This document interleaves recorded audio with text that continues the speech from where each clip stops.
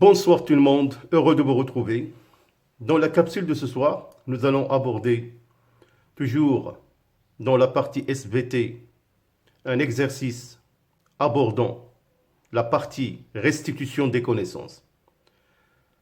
Alors bien évidemment, vous allez lire les propositions et vous allez trouver la réponse correspondante. Donc il y a des questions qui peuvent avoir une ou plusieurs réponses justes.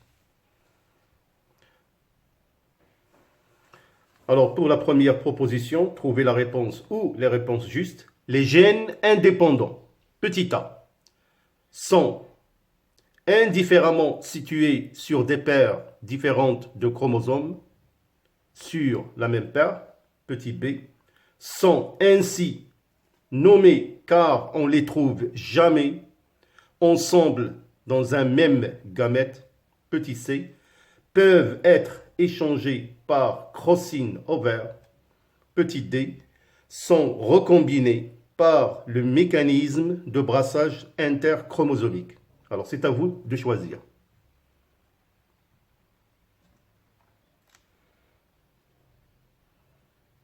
La bonne réponse est... Alors la bonne réponse, c'est D.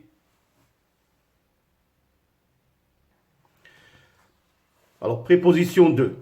Deux cellules diploïdes, hétérozygotes, pour deux couples d'allèles indépendants. Alors pour petit a, chacune produit 4 types de gamètes différents en quantité égale. Petit b, la fusion de deux gamètes issus de chaque cellule ne peut pas donner naissance à des individus homozygotes. Petit c, la fusion de deux gamètes issus de chaque cellule ne donne jamais un génotype identique à celui des cellules initiales. Petit d, la fusion des gamètes issus de chaque cellule donne autant de phénotypes parentaux que de phénotypes recombinés. Alors, la proposition vraie est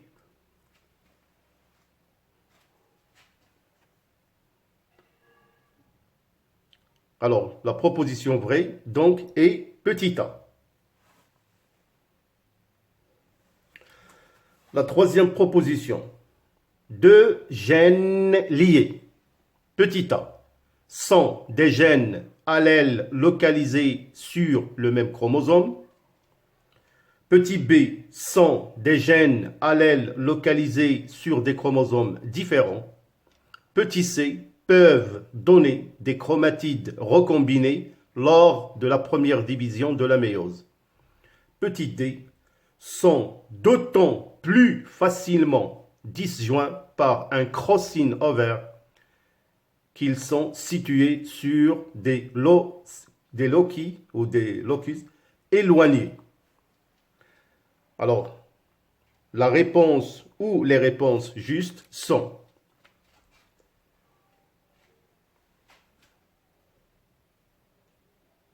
petit a, petit c et petit d. Donc, 3 réponses pour le 3.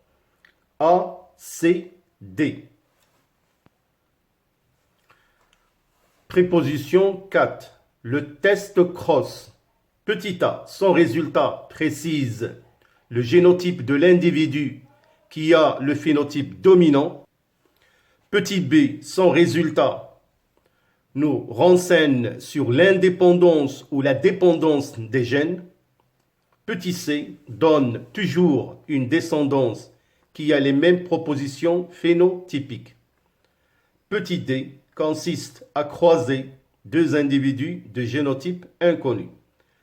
Alors, les réponses pour le 4 et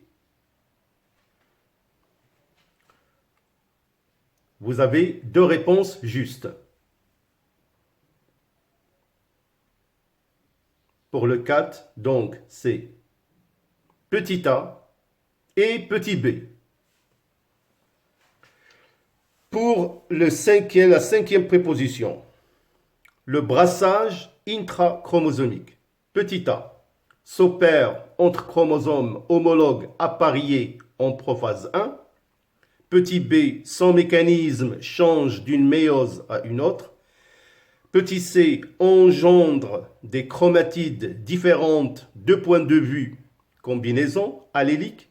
Petit d, sans mécanisme, et le crossing over. Alors, quelles sont les propositions possibles? Les propositions correctes possibles sont petit a, petit c et petit d. Alors, préposition numéro 6. Un individu de génotype A, petit b, petit a, grand P.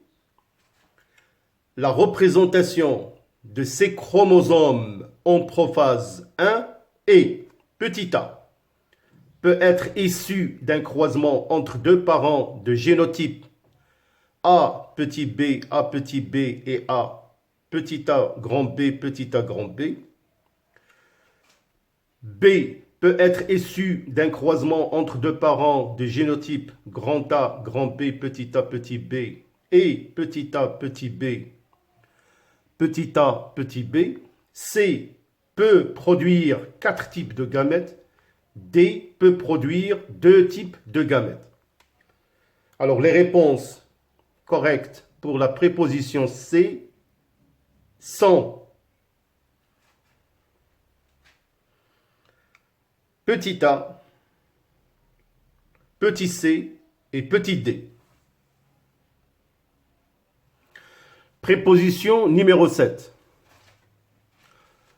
On considère deux couples d'allèles VG plus VG et PU plus PU. Les allèles VG plus et PU plus sont dominants.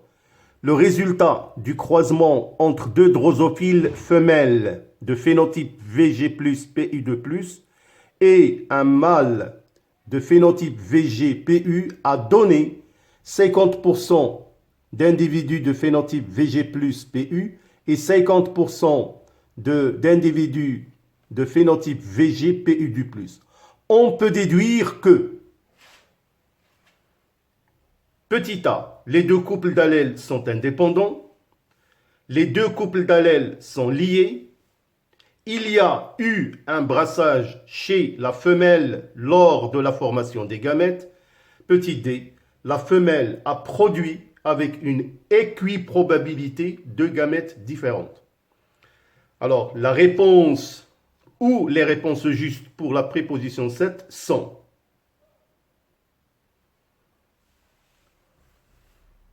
petit b et petit d. Alors, pour la proposition 8, la production de gamètes recombinés par un individu est le résultat, petit a, d'échanges systématiques d'allèles entre chromosomes homologues, petit b, d'un brassage intrachromosomique et interchromosomique, petit c, entre autres d'une séparation aléatoire des chromosomes homologues, petit d, d'une méiose. Les propositions ou la proposition vraie pour le 8 est. Alors les propositions sont pour le 8, petit b, petit c et petit d. Alors pour la proposition 9, le crossing over entre deux gènes, petit a a une fréquence qui dépend de l'éloignement des loci. Petit b n'entraîne une modification que dans le cas où l'individu est hétérozygote pour les gènes concernés. Petit c donne systématiquement des chromatides recombinés. Petit d aboutit à de nouvelles allèles. Les réponses ou la réponse sont donc. Alors pour le 9, les réponses sont petit a et petit b. Alors, pour la dernière question, ou la proposition 10, pour savoir si deux couples d'allèles sont indépendants ou dépendants, petit a, on réalise un croisement entre deux individus de race pure. Petit b, on réalise un test cross. Petit c, on réalise un croisement entre deux hybrides pour les deux couples d'allèles. Petit d, on analyse l'ADN. Alors, les réponses pour la proposition 10 sont...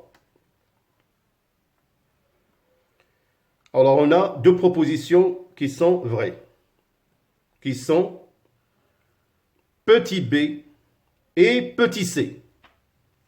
Alors voilà mes chers élèves, donc j'espère que cette partie de restitution de connaissances va vous aider à acquérir quelques informations qui vont certainement vous aider éventuellement pour manipuler les raisonnements scientifiques et les communications écrites et graphiques.